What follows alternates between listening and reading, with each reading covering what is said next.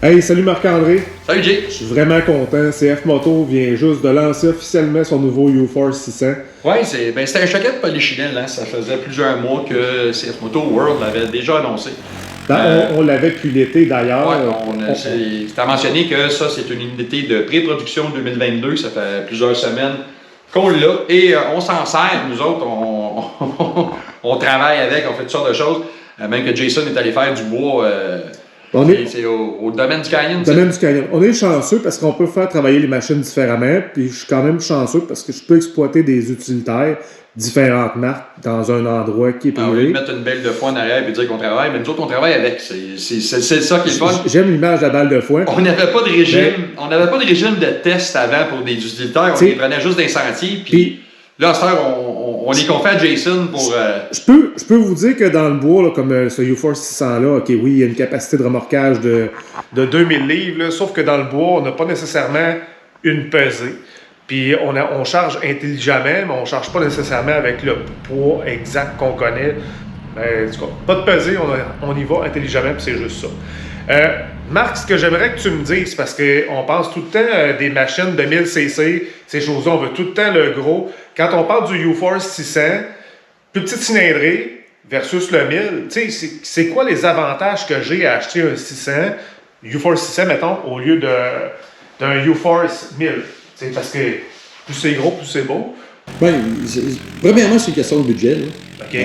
C'est parce que c'est beaucoup moins cher. Dans le cas de celui-là, ici, cette machine-là est 14 000 balles. 13 999. 13 000 balles. C'est 14 000. Okay. C'est 14 000 balles, puis son grand frère, le UForce 1000, c'est 17 999, donc c'est 18 000. L'écart est de 4 000 tomates. Est-ce que tu perds énormément pour 4 000 tomates? Dans mon idée à moi, je ne crois pas si tu travailles avec. Si tu veux vraiment t'amuser, puis tu veux rouler, puis tu veux faire plein de choses, peut-être ça va la peine d'aller chercher le 1000 si tu veux rouler à tombeau ouvert, ou tu veux remorquer constamment des lourdes charges. Mais ce 600-là, c'est une quarantaine de chevaux. Ça fait le travail et c'est le même moteur que le C-Force 600. Puis ce que je trouve important de mentionner, parce que là, on parlait de 1000cc tantôt, là, on parle de 600cc, est-ce qu'on parle du même type de moteur? Non, c'est un moteur complètement différent parce que ça, c'est un monocylindre, donc un cylindre, tandis que le U-Force, son grand frère, va être un bicylindre en V et la livraison de puissance est complètement différente. Mais c'est très, très coupleux à bas régime. C'est un de ses avantages au monocylindre. Par contre, il y a un petit bémol qui vient avec ça, c'est qu'il est quand même relativement bruyant. C'est quand même bruyant au niveau qu'on le remarque. C'est pas catastrophique. Quand tu m'as parlé de CVT, que tu l'entendais un petit peu, mais quand on parle de CVT, il y a courroie d'entraînement. CF Moto est reconnu pour utiliser les primaires secondaires CVTEC. Ça va bien. Moi, je les ajusterais un petit peu plus tendres. Mais il y a une merveilleuse fonction dans le tableau de bord ici qui s'appelle Eco et Sport. Et si on veut vraiment pas se faire brasser, on met ça en mode Eco. On perd pas nécessairement de puissance et la courbe d'accélération qui est beaucoup plus linéaire. Et ça rend le tout, ça change la donne au niveau du confort. On se fait plus brasser. Le confort, Marc, la suspension. Oui, ça c'est un petit côté qui est positif. Mais c'est quand même de l'entrée de gamme. C'est des amortisseurs à l'huile avec une précharge ajustable à cannelure. C'est très, très basique. 5 positions d'ajustement. C'est ça, les 5 positions d'ajustement. Vous ne le sentirez pas 3/4 du temps. Je regarde un petit quelque chose que j'avais oublié de vérifier, puis c'est jamais marqué dans les spécifications. Mais on n'a pas de barre de torsion à l'avant. Donc, pas de torsion bar, ce qui veut dire qu'on va avoir un très grand débattement sur les surfaces disparates, donc les surfaces inégales. Par contre, on risque d'avoir un petit peu plus de roulement. On va aller vérifier à l'arrière si on en a une à l'arrière. Et oui, il y en a une à l'arrière. Ça, ce que ça l'empêche, ça va pas éliminer, mais ça va beaucoup réduire le roulis quand on est en virage. Quand on n'en a pas du tout, on a l'impression de conduire un paquebot. Fait que c'est un peu ça. Ce qui se traduit bien au niveau de sa performance, au niveau des sentiers. Ben, pas de torsion à l'arrière, suspension, 5 ajustements. Les pneus, Marc. Les pneus, j'aime ça quand on arrive à ce point-là. Parce que Marc est quand même un concepteur de pneus.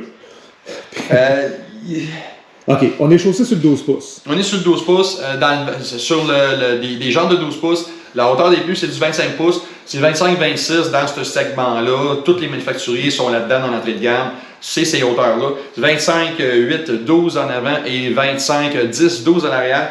C'est bizarre parce que c'est la première fois que je vois un pneu Harrison sur un produit CF Moto. Je dois dire que ça ressemble drôlement à un pneu qui est bien connu, le fameux Bighorn de Maxxis et toutes les variantes chinoises qu'on peut trouver. La gomme est un petit peu dure par contre, typique Harrison. En hiver, ça va être 0 pin bar au niveau de la traction, mais ça a l'air quand même assez bien côté carcasse.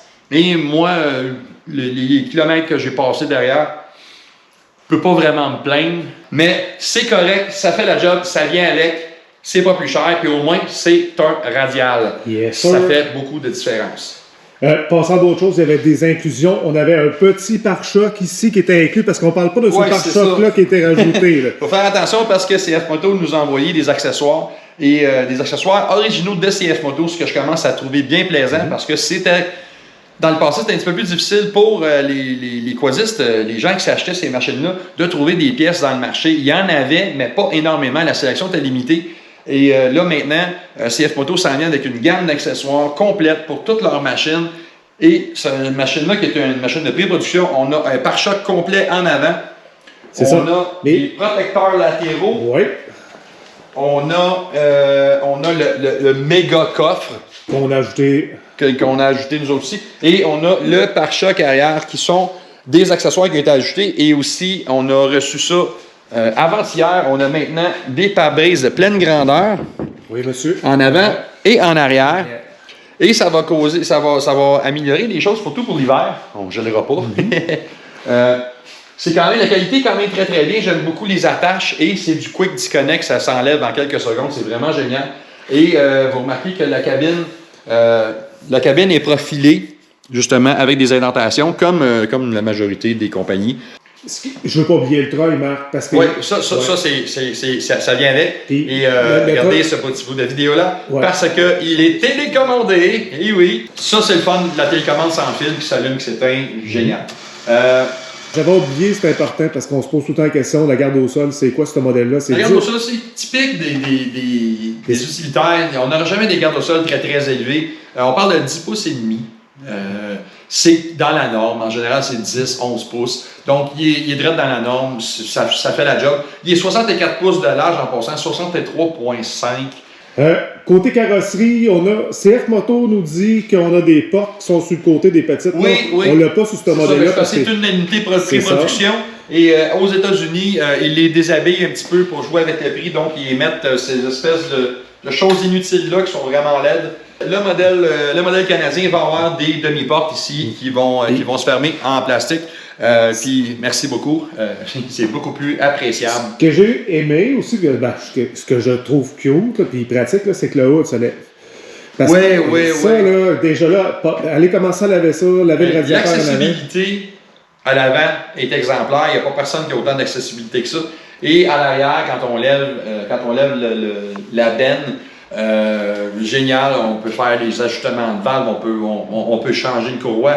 Vérifier le filtre à air. C'est vraiment d'une simplicité désarmante. Et si vous n'êtes pas capable de faire ces vérifications-là, demandez à votre mécanicien local de vous le montrer comment le faire parce que c'est vraiment génial et ça prend tellement pas de temps. S'il est gentil, il va vous le montrer. Puis s'il est moins gentil, il va vous demander d'attendre à l'arrière. Il n'est pas assuré dans de ne pas rentrer dans le garage. Puis dans ce temps-là, vous changez de garage. C'est pas ça qu'on vous dit. Au niveau de la carrosserie, ce que j'apprécie beaucoup, c'est des fonctions qui sont intéressantes au niveau de l'accessibilité. Mais regardez-moi le devant là-dessus. On voit les influences encore de la compagnie Kiska, qui est les designers des motos KTM. Donc, c'est la firme qui dessine les motos KTM, qui a dessiné le devant. Et si on regarde on voit le C-Force 600, on va remarquer que c'est très similaire au niveau du look. Et des phares. Les lumières, ils éclairent-tu? À vous faire fondre les pupilles, je vous le dis. C'est très, très, très puissant. Pas besoin de bordel ajouté, c'est vraiment dans le très, très, très puissant. Je dirais que j'adore. Bordel, tu peux tout. Moi, j'ai peur dans le noir. Ça va prendre. Ça, c'est typique Jason. Ouais, ça, c'est typique. Mais ce que je veux dire aussi, parce que là, on parle de l'extérieur, côté peinture, beau fini. du modèle qu'on a. Depuis 4-5 ans, un CF Moto, les peintures géniales. Avant, c'était mi-figue, mi-raisin. C'est ça. Maintenant, c'est très bien. Même encore là, les graphiques sont quand même pas mal mieux que c'était avant, parce que les anciens modèles, je vais vous dire de quoi le gars il avait coulé son cours de gouache en maternelle. Pour moi, il a engagé un autre. Ouais, il a engagé un autre, mais c'est Kiska qui s'en occupe. Où il a pris de l'expérience. Il a pris de l'expérience. Hey, Marc, je veux que tu me parles d'intérieur. Parce que pour un sport, pas un sport, un utilitaire peut être confortable. Oui, au niveau du confort, il faut faire attention. Parce que c'est très subjectif. Là, il y a bien du monde qui dit ouais, mais t'es assis droit, non. C'est un utilitaire, Léon. OK, Roger? Oui, je t'écoute. C'est un utilitaire. OK. Donc, on va être assis droit. OK? Ça arrive, des choses comme ça. Sauf que c'est la position de conduite qui est importante. Et ce que j'aime, c'est qu'il y a quand même, pour une machine d'entrée de gamme, on a quand même des sièges ajustables. Oui, seulement le siège du côté chauffeur. Puis on va vous montrer pourquoi tantôt. Côté passager, c'est quand même bien. Écoute, j'irai pas faire le pari d'accord avec ça, là, mais pour se rendre à quelque part, pour voyager, faire du sentier fédéré à vitesse de sentier, 40-50, pas de problème. Ça fait le boulot. C'est quand même assez bien rembourré. Par contre, on dit que c'est un 3 places. Comme tous les autres utilitaires, je suis désolé, c'est un 2 places et quart. Donc, on peut mettre quelqu'un, un enfant en bas âge, pas plus. Hey, les commandes du véhicule, comment? On a 2x4, 4x4, différentiel barré. Parce qu'on a différentiel barré là-dessus électriquement. Donc, c'est du vrai 4 pattes barré. Encore un plus. On a aussi le tableau de bord qui est vraiment génial. C'est parfait. C'est tout petit, c'est simple. C'est sûr que j'aimerais avoir plus d'inclusion, un plus gros tableau de bord, plus de détails, mais ça coûte de l'argent. Pour le prix qu'on va payer pour ça, qui est de 13 999, on a quand même quelque chose de très bien. Le volant, je t'avoue que t'as joué dessus pas mal. T'as pas l'air d'avoir de la misère, c'est Power Steering. Non, Power Steering, c'est typique CF Moto depuis quelques années. On vous dit tout de suite, là, il y a des clignotants puis il y a le klaxon. Oui, il y a le klaxon. C'est pour la forme, parce que CF Moto, ils ont habituelles de CF Moto. On a même les miroirs externes. Les miroirs. Ce que j'aime des miroirs, c'est la qualité est là. Ça, c'est une affaire qui s'est améliorée parce que les anciens miroirs chez CF Moto, c'était nul. Donc, beaucoup plus solide, meilleure qualité, puis c'est quand même assez gros. Mon pick-up, les miroirs sont à peine plus gros que ça, donc c'est très très bien. On va y aller pour des petites affaires de plus aussi, l'entrée électrique ici, puis on a des ports USB. Des ports USB. Oui, il y a quelqu'un qui a pensé qu'on a tous des téléphones. Côté passager, on a de la place, rangement sous le siège. Oui, un rangement sous le siège qui est quand même assez gros, c'est assez bien. Rangement aussi partout dans la cabine. Somme toute, c'est un utilitaire typique, ça se ressemble tout un petit peu. Je déteste pas le fait que c'est un 600. La tenue de route, c'est très très bien. Mais du côté des moins, on va résumer ça. Les moins, c'est le bruit en cabine. Le moteur est quand même assez bruyant, on le sent vibreux. Et on entend aussi la CVT se lamenter un petit peu, surtout lors des décélérations, ces choses-là. C'est un petit peu achalant. Les pneus, ça reste à voir. J'ai pas vraiment d'expérience avec ces pneus-là. Je l'ai essayé en sentier. C'est très bien. La seule chose, la gomme est un petit peu dure. Donc, attention à l'hiver, ça va être une savonnette. Par contre, la construction semble bien. C'est un pneu radial. C'est mieux que d'avoir un bias ou un pneu à carcasse croisée. Croyez-moi, vous voulez avoir du radial. Et le dernier point, c'est la place centrale. C'est symbolique. C'est 2 places et quart. Ça fait le boulot pour un petit adulte sur de très courtes distances. Les plus, il y en a par contre qui sont intéressants, c'est surtout le prix. La première chose, 13 999. On a un utilitaire quand même relativement bien équipé. Ça fonctionne très très bien, petit moteur qui se débrouille très très bien. La direction, ça c'est une affaire que j'aime, puis ce qui confirme un peu les pneus que c'est quand même relativement bien, c'est que la direction est très précise, on sait ce qui se passe avec le train avant, c'est vraiment très très bien. Un autre point positif, la suspension à vitesse de sentier, là, 40, 50, 60, 70, c'est très bien, ça fonctionne très bien, puis je m'attendais pas nécessairement à ça quand j'ai vu que le type de suspension qu'il y avait dessus, ça fonctionne très bien. Donc, je ne déteste pas. Et Jason, toi, t'haïs pas ça non plus, hein? Écoute, Marc-André, je ne mettrai pas de notes sur le UForce 600 parce que je déteste mettre des notes sur ces autres modèles qu'on essaye aussi. Ce que je peux vous dire, c'est que dans la catégorie UForce 600, cette machine-là fait le travail. C'est une machine que j'achèterais pour effectuer le même travail. Prenez le temps de magasiner, il y a beaucoup de choix. Il y a le 600, il y a le 800, il y a le 1000. Puis comparez aussi, allez vous asseoir dedans. C'est vraiment subjectif souvent au niveau des choix qu'on fait. Mais je vous le dis, si vous choisissez le UForce 600, vous ne vous tromperez pas. Soyez pas gênés d'aller les essayer. Marc-André, mot de la fin?